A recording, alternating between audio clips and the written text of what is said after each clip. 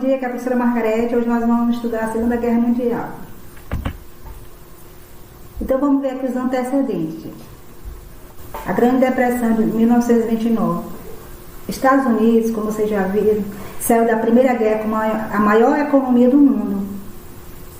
E essa prosperidade vinha acompanhada de investimentos na Bolsa de Valores de Nova York.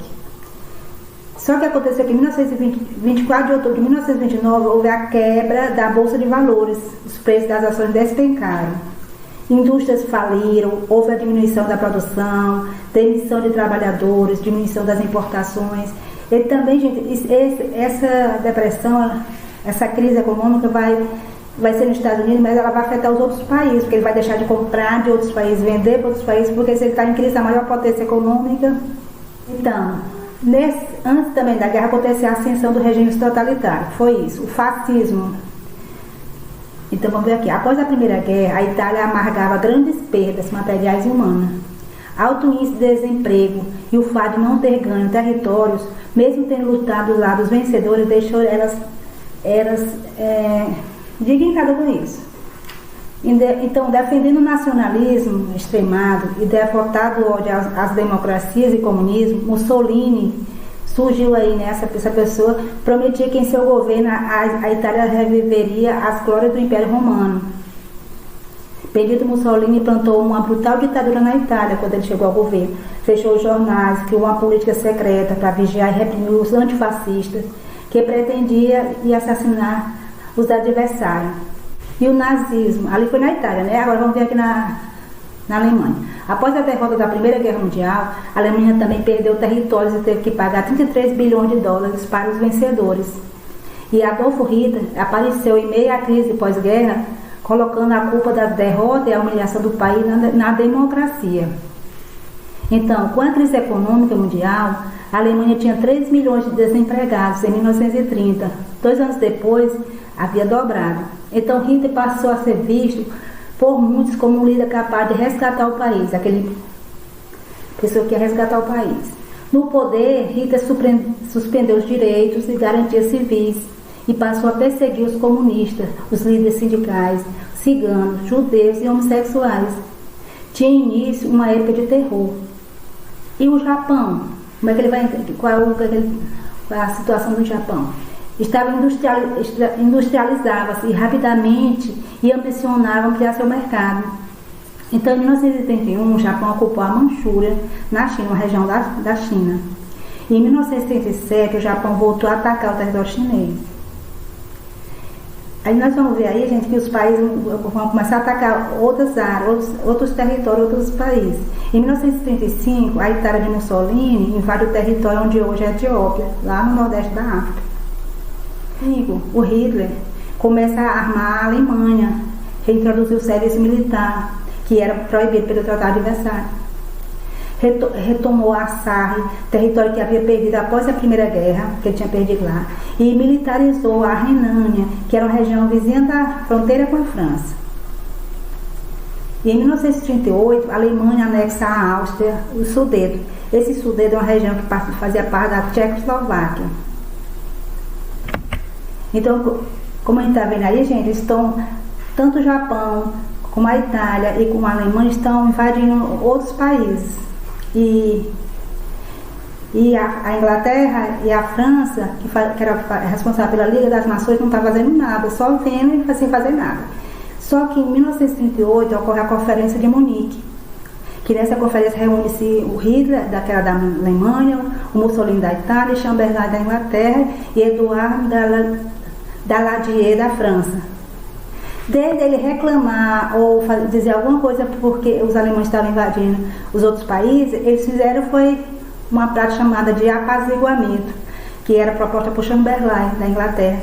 Eles fizeram foi deixar o Hitler ficar com essa região da Tchecoslováquia. A Tchecoslováquia, o país não foi nem chamado para a reunião.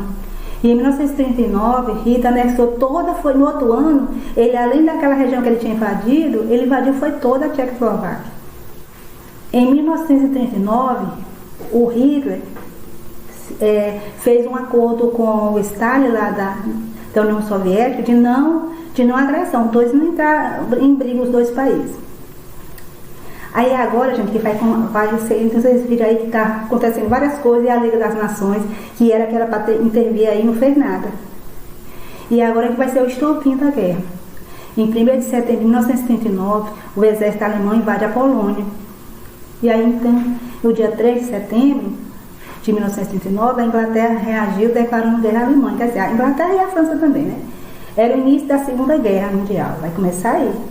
Porque a Alemanha e os outros países não estão obedecendo, só estão invadindo os outros países. Então os nazistas, a Alemanha, vai começar a atacar por onde? Vamos ver aqui. Em 9 de abril a 14 de julho de 1940, os alemães invadem a Dinamarca, Noruega, Holanda, Bélgica e França. Depois da Batalha da Inglaterra, em julho de 1940, em julho e outubro de 1940, eles vão agora por rumo da Inglaterra. Já invadiram esses países que eu falei, agora vão para a Inglaterra. Vão ser batalhas aéreas entre a Inglaterra e a Alemanha, entre julho e outubro de 1940. A Alemanha tinha mais aviões, a Inglaterra tinha menos. Só que a Inglaterra tinha uma coisa que no tempo era muito moderna, que era os radar, que detectavam quando os aviões alemães vinham. Então, por isso, tanto por causa do radar como dos pilotos que eram bons, eles venceram aí a batalha, a Inglaterra. E a Alemanha se retirou para outra região. Aí ela vai, gente, lá para a União Soviética. Que vocês lembram que eles tinham feito um pacto de não agressão, né? Mas aí os nazistas estavam interessados nas riquezas que tinham lá na União Soviética. E aí eles vão invadir lá a União Soviética. Hitler traiu o pacto, né, de não agressão com a União Soviética e vai entrando nas terras da União Soviética. Aí como foi assim, um ataque surpresa, porque eles tinham um acordo de paz entre eles dois, a União Soviética começa a usar a tática de terra arrasada. O que é isso? Destruindo tudo que eles possam usar, assim, hospital, plantações, tudo para ele não ter como se abastecer, se alimentar, fazer assim, enquanto ele se prepara para a guerra. Então vai ter uma guerra aí, a maior batalha da guerra terrestre vai ser essa daí, entre a Alemanha e a União Soviética. Vai ser a batalha lá em Stalingrado, que é de 17 de julho de 1942 a 2 de fevereiro de 1943, porque uma guerra tem várias batalhas, né, gente? Uma delas. Então, a maior batalha terrestre da Segunda Guerra. Em 7 de dezembro de 1941, os japoneses fizeram um ataque surpresa à base militar estadunidense de Pearl Harbor, no Havaí, destruindo boa parte de sua poderosa frota. Então, os Estados Unidos declaram guerra ao Japão em 1941. Agora, gente, o Brasil vai ter que escolher um lado da guerra para entrar, porque o Brasil faz acordo primeiro com os Estados Unidos, cedendo espaço para que os Estados Unidos instalem bases aeronaves no Nordeste, em troca de investimentos, que eles queriam em troca dinheiro para fazer a siderúrgica de Volta Redonda, no Rio de Janeiro. Então, nesse momento, ele não entra ainda na guerra. Então, aí a Alemanha reage mandando os submarinos soltarem torpedos em 6 navios mercantes brasileiros. Então, gente, em 22 de agosto de 1942, a entrada do Brasil na guerra. Sob pressão do povo brasileiro, que vão para a rua pedir para o Brasil entrar na guerra, e também dos Estados Unidos, Getúlio Vargas declarou guerra ao eixo, Alemanha, Itália e Japão. O Brasil mandou a FEB, Força Expedicionária Brasileira, força militar aeroterrestre constituída por 25.834 soldados, para lutar lá do lado dos aliados, França, Inglaterra, Estados Unidos e posteriormente a União Soviética. Vamos ver aqui como foi a ofensiva na guerra. Teve 1943, tem 3 frentes. A primeira frente, o exército soviético começa a marchar em direção a Berlim, a capital da Alemanha.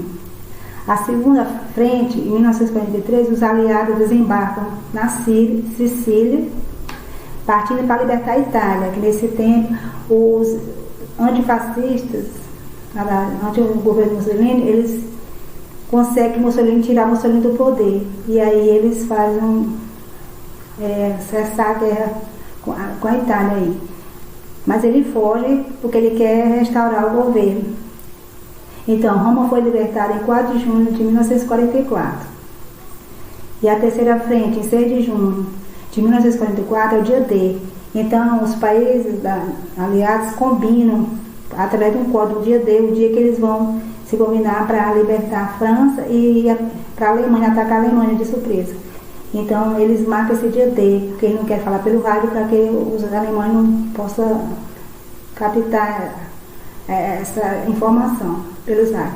Então, ingleses e estadunidenses desembarcam na Normandia, na França, em agosto de 1944. Paris foi libertada das mãos dos nazistas.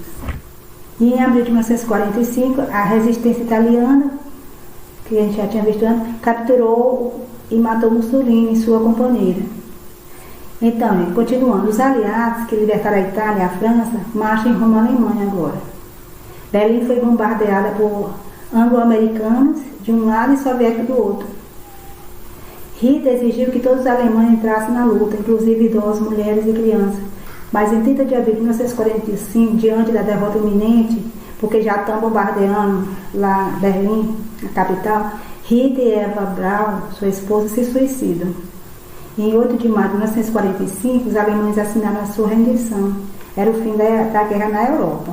Mas, no extremo oriente, ainda o Japão continuava resistindo ao avanço dos Estados Unidos. Então, os kamikazes, que eram a frota do Japão, os pilotos das aeronaves, eles iam só com combustível de ida, porque eles eram suicidas, era piloto suicida. Eles se jogavam em cima dos navios e os aviões deles iam cheios de explosivos. Com o objetivo de apressar a rendição japonesa e demonstrar seu enorme poderio bélico, os Estados Unidos lançam 2 bombas atômicas. No Japão, a primeira em Hiroshima, no dia 6 de agosto, e no dia 9 em Nagasaki. As cidades foram praticamente destruídas e 100 mil pessoas morreram durante a explosão. Outros milhares foram mutiladas pela radiação. Então, agora vamos falar sobre o Holocausto.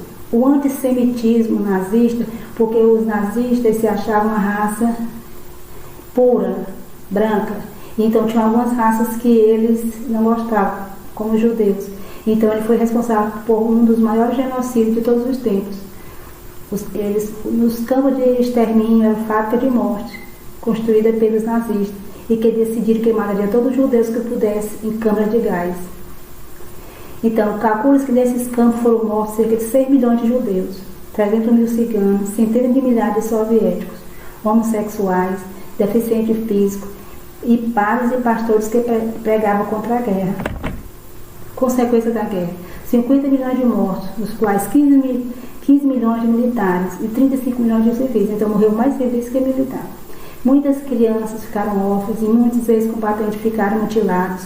Outros sofriam neurose da guerra. Houve a destruição de cidades, campos, rodovia, ferrovia dos países diretamente envolvidos. Em muitos lugares, a fome e as doenças dizimaram ainda mais a população. Aí depois teve a Conferência de Potsdam, que foi determinada a divisão da Alemanha, o pagamento de indenizações aos países vencedores e o julgamento dos líderes nazistas.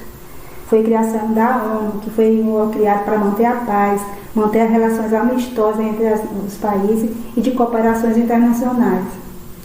Os Estados Unidos e a União Soviética tornaram-se as maiores potências e iniciou a Guerra Fria. Depois a gente vai estudar. Então agora vai ter os Estados Unidos vai liderar os países capitalistas e a União Soviética vai liderar os países socialistas.